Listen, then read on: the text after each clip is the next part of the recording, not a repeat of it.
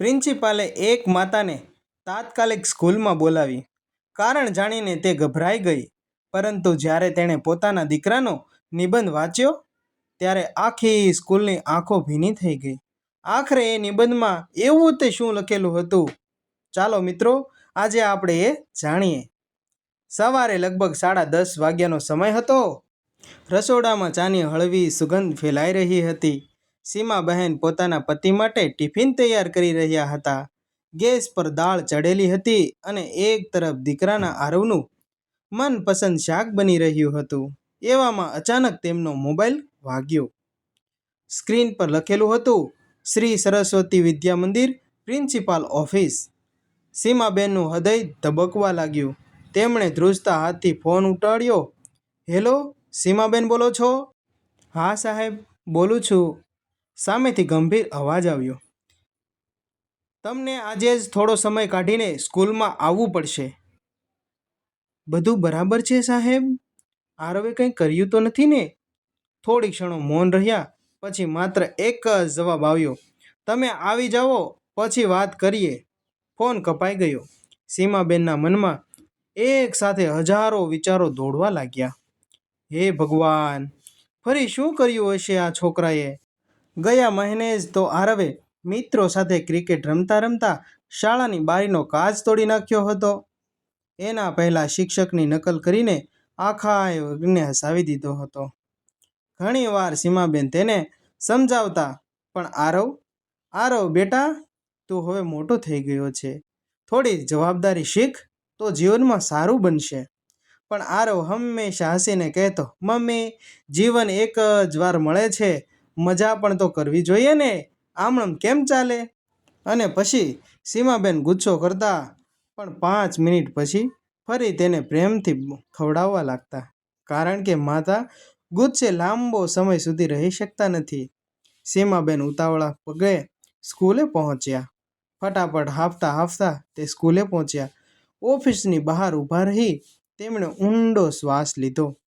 તેમને લાગ્યું હતું કે કદાચ આજે ફરી કોઈ ફરિયાદ હશે. તેમણે દરવાજો ખખડાવ્યો. મે આઈ કમ ઇન સર? હા, આવો સીમાબેન. પ્રિન્સિપાલના ચહેરા પર ગંભીરતા હતી, પણ આંખોમાં અજાણી શાંતિ હતી. સીમાબેન ખુરશી પર બેસી ગયા. તેમણે ગભરાઈને પૂછ્યું, સર, આરવે કાંઈ ખોટું કર્યું છે? પ્રિન્સિપાલે થોડું સ્મિત કરીને બોલ્યા, ના. સીમાબેનને થોડો શ્વાસ આવ્યો. તેને થયું, તો ઠીક. તો પછી? પ્રિન્સિપાલે ટેબલ પર પડેલી એક નોટબુક તેમની સામે મૂકી. આ આજે ગુજરાતી વિષયનો નિબંધ છે. સીમાબેન આશ્ચર્યમાં પડી ગયા. નિબંધ? હા, પણ એ માટે મને બોલાવવાની શું જરૂર પડી સર? પ્રિન્સિપાલે ધીમેથી કહ્યું, આજે અમે બાળકોને વિષય આપ્યો હતો, જો મારી માતા એક દિવસ માટે રજા પર જાય તો? આ પ્રશ્નચિહ્નવાળો અમારો એક નિબંધ હતો. બધા બાળકોએ હાસ્યાસ્પદ નિબંધ લખેલા હતા. કોઈએ લખ્યું કે આખો દિવસ મોબાઈલ ચલાવીશ. કોઈએ લખ્યું કે બહારનું જમવાનું ખાઈશ. કોઈએ લખ્યું કે ટીવી જોઈશ. પણ તમારા દીકરાએ આરવે જે લખ્યું તે વાંચીને પહેલાં આખો સ્ટાફ હસ્યો, અને પછી છેલ્લે એકેય શિક્ષકની આંખ સૂકી રહી નહોતી. સીમાબેનને કંઈ સમજાયું નહીં. તેમણે ધીમેથી પૂછ્યું, સર, આરવે આવું શું લખ્યું છે? પ્રિન્સિપાલે નોટબુક તેમની તરફ સરકાવી. હું કંઈ નહીં કહું, તમે જાતે જ વાંચો. સીમાબહેને નોટબુક ખોલી અને આગળ મિત્રો આપણે જાણીએ એ પહેલાં તમે મારા વિડીયોને લાઈક કરો અને અમને સબસ્ક્રાઈબ કરો, જેથી અમને મોટિવેશન મળે વિડીયો બનાવવાનું. ચલો આપણે આગળ ચલાવીએ. પહેલા પાના પર આરવના સુંદર અક્ષરોમાં લખેલું હતું, જો મારી મમ્મી એક દિવસ માટે રજા પર જાય. સીમાબહેનના હોઠ પર અજાણતું સ્મિત આવ્યું. તેમણે યાદ આવ્યું, 2 દિવસ પહેલાં જ તો આરવ ગુસ્સામાં બોલ્યો હતો, મમ્મી, તમે આખો દિવસ બસ ઠપકો જ આપો છો. મને તો લાગે છે કે તમે એક દિવસ માટે ક્યાંક ચાલ્યા જાઓ. તમે એક દિવસની રજા લ્યો. એ શબ્દો આજે પણ તેમના હૃદયમાં કાંટાની જેમ ચૂભતા હતા. તે રાત્રે તેઓ કોઈને દેખાયા વગર ખૂબ રડ્યા હતા. પણ આજે એ જ દિવસનો નિબંધ તેમના હાથમાં હતો. તેમણે વાંચવાનું શરૂ કર્યું. મારું નામ આરવ છે. હું 7મા ધોરણમાં ભણું છું. જો કોઈ મને 1 મહિના પહેલાં પૂછ્યું હોત કે દુનિયામાં સૌથી વધુ કોણ ગુસ્સો કરે છે, તો હું તરત જ જવાબ આપત, મારી મમ્મી. મને ત્યારે એવું લાગતું હતું કે મારી મમ્મીને મારા પર પ્રેમ જ નથી, કારણ કે સવારે આંખ ખોલું પહેલાં જ તેમનો અવાજ આવે, આરવ ઉઠ બેટા, મોડું થઈ જશે. હું ચાદર ઓઢીને ફરી સૂઈ જાઉં. તો 5 મિનિટ પછી ફરી, આરવ હવે સાચે જ ઉઠ. હું ફરી સૂતો બની જાઉં અને છેલ્લે ચાદર જ ખેંચાઈ જાય. હું ગુસ્સે થઈ જાઉં. મને લાગતું મારી મમ્મી દુનિયાની સૌથી ખરાબ એલાર્મ ઘડિયાળ છે. સીમાબેન વાંચતા વાંચતા હસવા લાગ્યા. પ્રિન્સિપાલ પણ હળવેથી સ્મિત કરી રહ્યા હતા. નિબંધ આગળ વધ્યો. લખેલું હતું, મારી મમ્મીને ખબર નથી કે મને 5 મિનિટ વધુ ઊંઘ કેટલી ગમે છે. મને કાર્ટૂન જોવું ગમે છે, પણ મારી મમ્મી કહે, પહેલાં હોમવર્ક પૂરું કર. મને ચોકલેટ ખાવી ગમે છે. મમ્મી કહે, પહેલાં ભોજન પૂરું કર. મને આખો દિવસ મોબાઈલ ચલાવવો ગમે છે. મમ્મી મને કહે, આંખો બગડી જશે બેટા, મૂકી દે. મને લાગતું મમ્મી મારી દુશ્મન છે, પણ મને ખબર નહોતી કે એક દિવસ આવવાનો હતો જે દિવસે મને સમજાયું કે મારી મમ્મી મારી સૌથી મોટી મિત્ર છે. અહીં સુધી વાંચ્યું ત્યાં સીમાબેનની આંખો ભીની થઈ ગઈ હતી. તેમણે ધીમેથી પાનું ફેરવ્યું. આગળ શું લખેલું હતું એ વાંચવા માટે તેમનું હૃદય ધીમે ધીમે ધબકવા લાગ્યું હતું. સીમાબેન ધ્રુજતા હાથે નોટબુકનું બીજું પાનું ફેરવ્યું. આંખોમાં આંસુ હતા, પણ હવે તે જાણવાનો આતુર હતા કે તેમના દીકરાના મનમાં ખરેખર શું ચાલતું હતું. તેના મમ્મી વિશે તે શું વિચારતો હતો તે જાણવા માટે તેમની મમ્મી ખૂબ ઉત્સુક હતી. નિબંધ આગળ વધવા લાગ્યો. લખેલું હતું કે એ દિવસ સોમવાર હતો. મને આજે પણ બરાબર યાદ છે. સવારે મારી આંખ ખુલી, પણ આજે કંઈક અલગ જ લાગતું હતું. દરરોજની જેમ કોઈએ મારા માથા પર હાથ ફેરવ્યો નહીં. કોઈએ કહ્યું નહીં, આરવ ઉઠ બેટા, મોડું થઈ જશે. મને લાગ્યું, વાહ, આજે તો મજા આવી ગઈ. ખૂબ આનંદ આવશે. આજ તો મારે ધાર્યું હું કરીશ. હું ફરીથી ચાદર ઓઢી અને સૂઈ ગયો.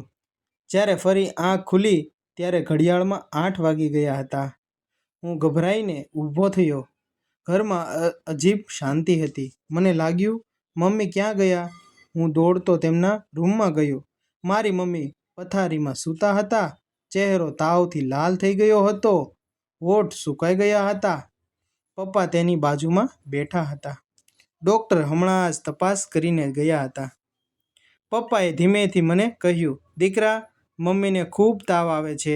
તું તેને હેરાન ના કરતો. ડૉક્ટરે કહ્યું છે કે તેમનો સંપૂર્ણ આરામ કરવાનો પડશે. હું થોડો સમય ચૂપ રહી ગયો. મારા મનમાં એક જ વિચાર હતો, ચાલો આજે તો કોઈ ઠપકો નહીં આપે અને આજ આખો દિવસ શાંતિ રહેવાની છે. મને લાગ્યું કે હું આજે ખૂબ ખુશખુશાલ રહેવાનો છું. પણ મને ક્યાં ખબર હતી કે આજનો દિવસ મારા આખા જીવનને બદલી નાખશે. હું તૈયાર થવા મારા રૂમમાં ગયો. યુનિફોર્મ શોધવા લાગ્યો. કપડાં ખોલ્યા. અંદર બધાય કપડાં હતા, પણ મારું ઇસ્ત્રી કરેલું યુનિફોર્મ ક્યાંય નહોતું. હું એક પછી એક કપડાં બહાર કાઢવા લાગ્યો. થોડી જ વારમાં આખો રૂમ વેરવિખેર કરી નાખ્યો. પહેલી વાર સમજાયું કે દરરોજ આ બધું મને તૈયાર કેવી રીતે મળતું હતું. હવે મોજા શોધવામાં લાગ્યો. એક મોજો પલંગ નીચે મળ્યો, બીજો બેગ પાછળ હતો. જૂતા પણ ધૂળ ધૂળાટ હતા. મને લાગ્યું કે મારી મમ્મી આ મારા માટે કેટલું કરે છે. મારા જૂતા, મારા કપડાં બધું મારી રીતે સાફ સફાઈ કરીને મૂકેલા હોય છે. હું ગુસ્સે થઈને બોલ્યો, મમ્મી, મારા મોજા ક્યાં છે? ત્યાં જ મને યાદ આવ્યું, મમ્મી તો બીમાર છે. હું શાંત થઈ ગયો. રસોડામાં ગયો. પપ્પા પહેલી વાર રસોઈ બનાવી રહ્યા હતા. રોટલી વણવાનો પ્રયત્ન કરી રહ્યા હતા, પણ રોટલી ગોળના બદલે ચોરસ થવાની લાગી. ક્યાંક ગુજરાત જેવી તો ક્યાંક આખા ભારતના નકશા જેવી બનતી હતી. પપ્પા પોતે પણ હસી પડ્યા, પણ તેમની આંખોમાં ચિંતા સ્પષ્ટ દેખાતી હતી. તેમણે કહ્યું, દીકરા, આજે જે બને એ ખાઈ લેજે. હું અને પપ્પા એકબીજાની સામે જોઈને હસવા લાગ્યા. મને પહેલી વાર સમજાયું, મમ્મીનું કામ એટલું સહેલું નથી હો. ટિફિનમાં શું મૂકવું? પપ્પા મૂંઝાઈ ગયા. છેવટે તેમણે બ્રેડ પર માખણ લગાવીને મૂકી દીધું. હું રોજ ફરિયાદ કરતો, આજે બટાકાનું શાક કેમ, આજે ઢોકળા કેમ નહીં, મને પાસ્તા જોઈએ. પણ આજે બ્રેડ પકોડામાં અમૃત જેવું લાગી રહ્યું છે. સ્કૂલ જતો હતો, પણ આજે મારા પગ ભારે હતા. મને ખબર નહોતી કેમ. વારંવાર મન ઘરે જ દોડી ગયું હતું. મારી મમ્મી કેવી રીતે હશે? તેમને દવા આપી હશે કે નહીં? તેમણે કંઈ ખાધું હશે? મને પહેલી વાર મમ્મીની ચિંતા થઈ. સ્કૂલમાં આખો દિવસ મારું મન ભટકવા લાગ્યું હતું. ભણવાની જગ્યાએ ઘરે જ જતું હતું. મિત્રો ક્રિકેટ રમતા હતા, પણ આજે મને રમવાનું પણ મન નહોતું. મારી નજર વારંવાર ઘડિયાળ પર જતી હતી. ક્યારે સ્કૂલ છૂટે અને ક્યારે હું ઘરે દોડીને જાઉં. બપોરે જ્યારે હું ઘરે પહોંચ્યો, ત્યારે દરવાજા પર કોઈ ઊભું નહોતું. દરરોજ મમ્મી દરવાજો ખોલતા, મને જોઈને હસતા, મારા માથા પર હાથ ફેરવતા અને પૂછતા, આવી ગયો મારો રાજા દીકરો? પણ આજે દરવાજો પણ મૌન હતો, ઘર પણ મૌન હતું. હું ધીમે ધીમે અંદર ગયો. મમ્મી હજુ પણ પથારીમાં હતા. મને જોઈને હસવાનો પ્રયત્ન કર્યો. ધીમે બોલ્યા, આવી ગયો દીકરા? મેં કહ્યું, મમ્મી, મને બહુ ભૂખ લાગી છે. આ સાંભળીને મમ્મી અચરજ થઈ ગયા, પણ શું કરે, તેને ખૂબ તાવ ભર્યો હતો. તેમણે તરત જ ઉઠવાનો પ્રયાસ કર્યો, પણ શરીરમાં એટલી તાકાત નહોતી. દુખાવાથી ફરી પથારીમાં પડી ગયા. એ ક્ષણે મારા હૃદયમાં પહેલી વાર કંઈક તૂટી ગયું. હું દોડીને તેમની પાસે ગયો, તેમનો હાથ પકડ્યો. તેમનો હાથ ખૂબ ગરમ હતો. મને ડર લાગ્યો. પહેલી વાર મેં ભગવાનને મનમાં કહ્યું, ભગવાન, મારી મમ્મીને જલ્દી સાજી કરી દેજો હો. હું રસોડામાં ગયો, થાળીમાં ભોજન ઠાલવ્યું. શાક ઠંડુ થઈ ગયું હતું, રોટલી પણ સખત થઈ ગઈ હતી. હું રોજ આવું જમવાનું જોઈને ફરિયાદ કરતો, પણ આજે એ જ ભોજન ખાતા ખાતા મારી આંખોમાં આંસુ પડી ગયા. કારણ કે ભોજનનું ઠંડુ હતું, પણ મમ્મીનો પ્રેમ આજે પણ ગરમ હતો. તે રાત્રે હું પહેલી વાર મોડા સુધી જાગતો રહ્યો. પપ્પા મમ્મીના માથા પર ઠંડા પાણીના પટ્ટા મૂકી રહ્યા હતા. મમ્મી પોતે બીમાર હોવા છતાં ધીમે અવાજમાં પૂછતા હતા, આરવે દૂધ પીધું? તેનું હોમવર્ક થઈ ગયું? કાલે તેની ડ્રોઈંગની નોટબુક બેગમાં જ પૂરી દેજો. હું દરવાજા પાછળ ઊભો રહીને આ બધું સાંભળતો હતો. મારી આંખોમાં આંસુ વહેવાતા. મને પહેલી વાર સમજાયું, માતા પોતાના દુખાવો ભૂલી જઈ શકે છે, પણ પોતાના સંતાનની ચિંતા ક્યારેય ભૂલતા નથી. સીમાબેન ધીમેથી નોટબુક આગળનું પાન ફેરવ્યું. હવે તેમની આંખોમાં આંસુ રોકાતા નહોતા. પ્રિન્સિપાલ પણ શાંતિથી બેઠા હતા. ઓફિસમાં એક જ અજબ મૌન છવાઈ ગયું હતું. નિબંધ આગળ લખવાયેલો હતો, મમ્મીને બીમાર થયાને આજે 3જો દિવસ હતો. ઘરમાં બધું ચાલતું હતું, પણ કંઈ પણ પહેલાં જેવું લાગતું નહોતું. પપ્પા રસોઈ બનાવતા હતા. હું મારી બેગ જાતે જ ગોઠવતો હતો. પોતાના જૂતા જાતે સાફ કરતો હતો. પણ આ બધું કરતાં કરતાં મને દર 5 મિનિટે એક જ વિચાર આવતો, મમ્મી રોજ આ બધું કેટલી વાર કેવી રીતે કરતી હશે? તે દિવસે સ્કૂલની રજા હતી. હું આખા દિવસ મમ્મી પાસે બેઠો હતો. તેઓ ઉઠી રહ્યા હતા. હું ક્યારેક તેમના ચહેરા પર જોતો, તો ક્યારેક ભગવાનની મૂર્તિ તરફ. મારા મનમાં એક જ પ્રાર્થના હતી, મારી મમ્મીને જલ્દી સાજી કરી દેજો. થોડી વાર પછી મમ્મીનો મોબાઈલ વાગ્યો. મેં ફોન હાથમાં લીધો. કોઈ સગાનો ફોન નહોતો. મેં કહ્યું, મમ્મી અત્યારે આરામ કરે છે. ફોન મૂકી દીધો. પછી એમ જ મને થયું, ચાલ થોડું મોબાઈલ જોઈએ. મને લાગતું તેમાં ગેમ હશે, વિડીયો હશે અથવા ગીતો હશે. પણ જ્યારે મેં ગેલેરી ખોલી ત્યાં હું એક સ્તબ્ધ થઈ ગયો. પહેલો ફોટો, હું પહેલી વાર સ્કૂલના યુનિફોર્મમાં. બીજો ફોટો, હું કેક કાપતો. ત્રીજો ફોટો, મારી પહેલી સાયકલ સાથેનો ફોટો. મારા જન્મદિવસનો પાંચમો ફોટો, હું હોસ્પિટલમાં તાવારમાં સૂતો હતો અને મમ્મી મારી બાજુમાં બેઠા હતા. આગળ જોતો ગયો, આગળ પણ હું, પછી હું દરેક ફોટામાં જ હતો. હું આશ્ચર્યમાં પડી ગયો કે આખી ગેલેરી જોઈ હજારો ફોટો, પણ મમ્મીનો એક પણ સારો ફોટો નહોતો. મને યાદ આવ્યું, દર વખતે હું કહું, મમ્મી મારો ફોટો પાડો, અને તેઓ તરત મોબાઈલમાં કાઢી દેતા. પણ મેં ક્યારેય કહ્યું જ નહોતું, મમ્મી આજે તમારો ફોટો પાડીએ. મારા ગળામાં કંઈ અટકાઈ ગયું. મને સમજાયું, મમ્મી પોતાના માટે જીવતા નથી, તેમનું આખું જીવન તો મારા દરેક સ્મિતમાં સમાયેલું છે. મેં ગેલેરી બંધ કરી, પછી નોટબુક ખોલી. અંદર લખેલું હતું, આરવને દૂધ ગમે નહીં, આજે ચોકલેટ નાખીને આપવું. બીજી નોંધ, આવતા મહિને આરવનો જન્મદિવસ, તેમને નીલી સાયકલ બહુ ગમે છે. ત્રીજી નોંધ, આરવની પરીક્ષા હજુ થાય પહેલાં તેમના માટે બદામ લાવવાનું. એક પણ નોંધ એવી નહોતી જેમાં મમ્મીની પોતાની કોઈ ઈચ્છા લખેલી હોય. નવું ડ્રેસ, નવી સાડી, ફરવા જવાનું, કંઈ જ નહીં. બધી નોંધો મારા વિશે જ હતી. હું ધીમે ધીમે મમ્મીના રૂમમાં ગયો. તેઓ ઉઠતા હતા. તેમના હાથ પર દવાના નિશાન હતા. માથા પર હજુ પણ તાવ હતો. હું તેમની બાજુમાં બેસી ગયો. ધીમે ધીમે તેમના હાથને મારા હાથમાં લીધો અને પહેલી વાર મને સમજાયું કે આ હાથ માત્ર રસોઈ બનાવવાનો નહીં, આ હાથ મારા જીવનને દરરોજ સુંદર બનાવવાનો હતો.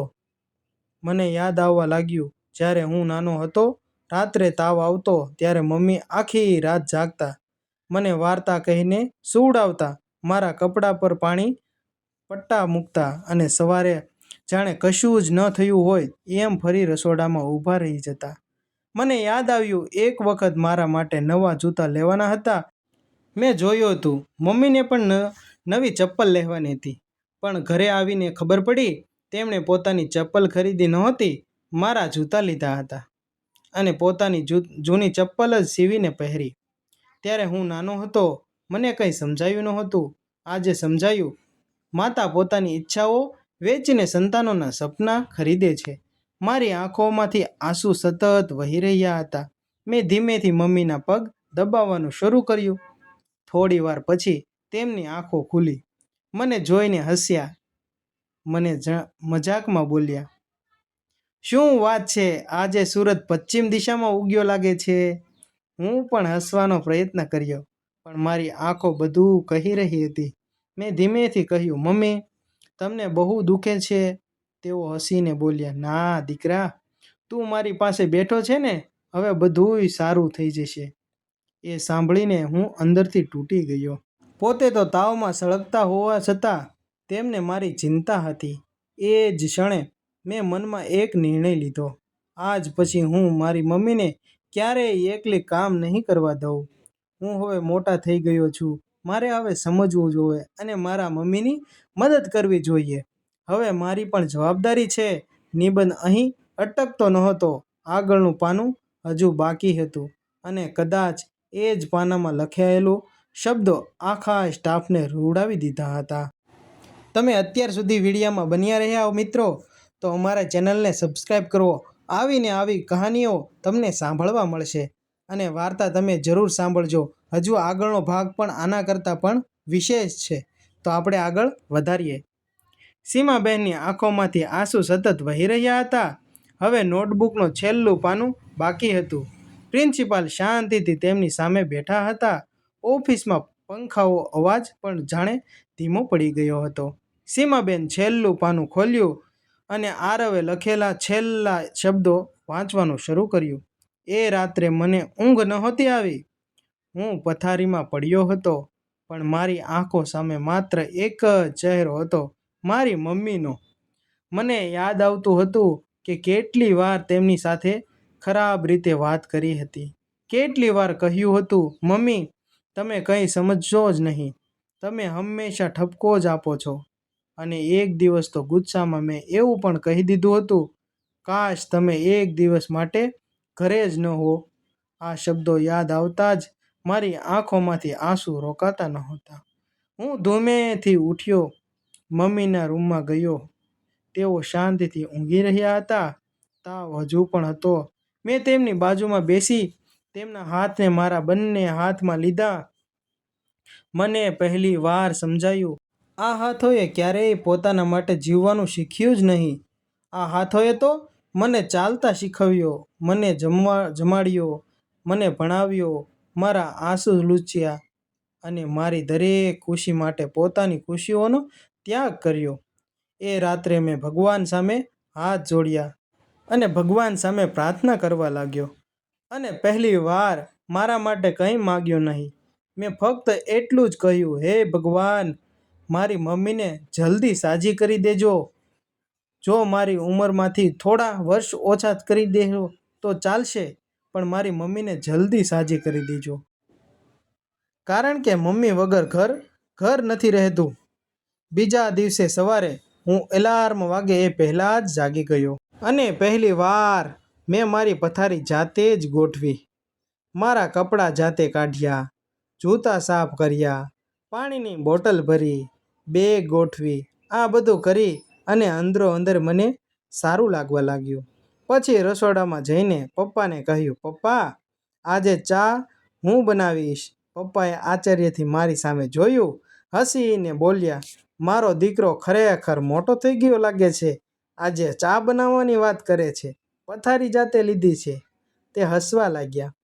મમ્મી ધીમે ધીમે સાજા થવા લાગ્યા. એક દિવસ તેઓ રસોડામાં જવા ઊભા થયા. હું તરત તેમની સામે ઊભો રહી ગયો અને કહ્યું, ના મમ્મી, આજે તમે નહીં, આજે હું અને પપ્પા કરીશું. તેમણે હસીને પૂછ્યું, કેટલા દિવસ કરશો? તમે જો બનાવતા હોય તો હું સાચે જ સૂતી રહું. એમ કરી અને હસવા લાગ્યા. મેં મસ્તી સાથે જવાબ આપ્યો. આ જીવન. તેમની આંખો તરત જ ભીની થઈ ગઈ. એ દિવસે મેં પહેલી વાર મારી થાળી જાતે જ ધોઈ અને બહુ મને સારું લાગ્યું. પોતાના કપડાં ગોઠવ્યા, પોતાના સ્કૂલ બેગ જાતે તૈયાર કર્યા અને મને સમજાયું કે કામ મને 5 મિનિટ થકાવી દે છે. એ કામ મારી મમ્મી વર્ષોથી હસતા હસતા કરે છે.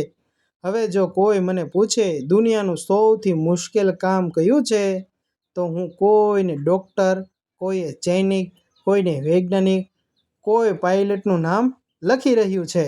પણ હું ફક્ત એટલું જ કહીશ, માતા બનવું. કારણ કે માતાને પગાર મળતો નથી કંઈ તેને બીજું મળતું, રજા મળતી નથી અને તેમાં તેને કોઈ પ્રમોશન પણ મળતું નથી.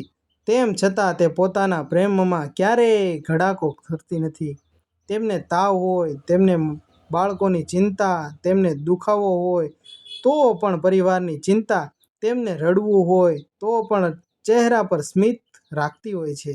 હવે હું ભગવાનને ક્યારેય નહીં કહું, મારી મમ્મીને એક દિવસ માટે પણ મારી પાસેથી દૂર કરજો. કારણ કે મારા મમ્મી સિવાય મારું બીજું કશું જ નથી. મને મમ્મી સાથે ખૂબ ગમે છે. હું તો દરરોજ એક જ પ્રાર્થના કરીશ કે ભગવાન મારી મમ્મીને લાંબુ આયુષ્ય આપજો. તેમના ચહેરા પર હું સ્મિત ક્યારેય ઓછું ન થવા દેતા. કારણ કે મમ્મી ઘરમાં હોય તો નાનું ઘર પણ સ્વર્ગ બની જાય છે. અને મમ્મીનું હૃદય એ એવી જગ્યા છે જ્યાં સંતાન આખી દુનિયા હારી જાય પછી પણ જીતી શકે છે. મારો નિબંધ અહીં પૂરો થાય છે. સીમાબેન છેલ્લી લીટી વાંચીને આગળ વાંચી શક્યા જ નહીં. નોટબુક તેમના હાથમાં સરકી ગઈ. આંખોમાંથી આંસુ ધોધમાર વહેવા લાગ્યા. તેને થવા લાગ્યું કે મારો દીકરો કેટલો સમજદાર થઈ ગયો છે. તેમને યાદ આવ્યા થોડા દિવસ પહેલાં ગુસ્સામાં આરવે કહ્યું હતું, મમ્મી તમે ફક્ત ઠપકો જ આપો છો. એ શબ્દોએ તેમને ખૂબ જ દુઃખ પહોંચાડ્યું હતું. પણ આજે એ જ દીકરાએ પોતાના શબ્દોથી તેમની આખું જીવન જીતી લીધું. પ્રિન્સિપાલની આંખોમાં પણ પાણી આવી ગયું. તેમણે ધીમા અવાજે કહ્યું, સીમાબેન, બાળકો આપણા ઉપદેશ નથી યાદ રાખતા, પરંતુ તે આપણું મૌન બલિદાન જરૂર યાદ રાખે છે. સમજવામાં તેમને થોડો સમય લાગે છે, પરંતુ જ્યારે સમજાય છે ત્યારે તેઓ બદલાઈ જાય છે. સીમાબેન ઘરે પહોંચ્યા. દરવાજો ખુલતા જ આરવ દોડતો આવ્યો. આજે તેમણે કંઈ પૂછ્યું જ નહીં, કંઈ બોલ્યો નહીં, ફક્ત મમ્મીને મજબૂત રીતે ભેટી પડ્યો. સીમાબેન પણ તેને છાતી સાથે ચાપી દીધો. બંને આંખોમાં આંસુ વહેતા હતા, અને પણ એ આંસુ દુઃખના નહોતા. એ હતા હર્ષના, પ્રેમના, ઉલ્લાસના. અને આ જ્યારે ભેટાણ ભેગા થયા ત્યારે ખૂબ આશ્ચર્ય થયું. એમાં આભાર હતો અને એમાં એક નવો સંબંધ જન્મ્યો હતો. એ દિવસ પછી આરવે ક્યારેય મમ્મીને એકલી કામ કરવા દીધી નહીં. દરરોજ પોતાના કામ જાતે કરવા લાગ્યો, અને દર રાત્રે સૂતા પહેલાં મમ્મીના રૂમમાં જઈને એક જ વાત કહેતો, મમ્મી, તમે મારા માટે જે કર્યું છે એનો બદલો હું ક્યારેય નહીં આપી શકું, પણ હું તમને ક્યારેય એકલી નહીં છોડીશ. સીમાબેન હસતા હસતા બોલતા, બેટા, બસ તું સારો માણસ બનીને જીવ, એ જ મારી સૌથી મોટી કમાણી છે. અંતિમ સંદેશ સાંભળજો મિત્રો, અંત સુધી જરૂર સાંભળજો. દરેક ઘરની અંદર, ઘરમાં સૌથી વહેલા ઉઠનારી વ્યક્તિનું નામ ઘણીવાર મમ્મી હોય છે, અને સૌથી છેલ્લે સૂનાર વ્યક્તિ પણ ઘણીવાર મમ્મી જ હોય છે. તેમની મહેનતને સામાન્ય ન સમજશો.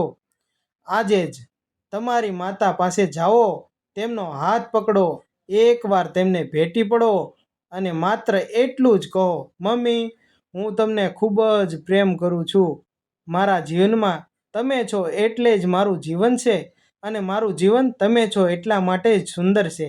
કારણ કે માતા ક્યારેય રજા લેતી નથી, પરંતુ આપણે તેમના ચહેરા પર સ્મિત લાવવા માટે દરરોજ થોડો સમય જરૂર કાઢી શકીએ. તો મિત્રો, તમારા મમ્મી પાસે જઈ અને એને પણ પ્રેમ આપો, એને પણ વહાલ કરો. અને મારો વિડીયો જોવો પસંદ આવ્યો હોય તો મારી ચેનલને લાઈક કરો, શેર કરો અને સબસ્ક્રાઈબ કરો. જરૂર સબસ્ક્રાઈબ કરજો મિત્રો, જેથી મારો વિડીયો વાયરલ થઈ શકે. Thank you.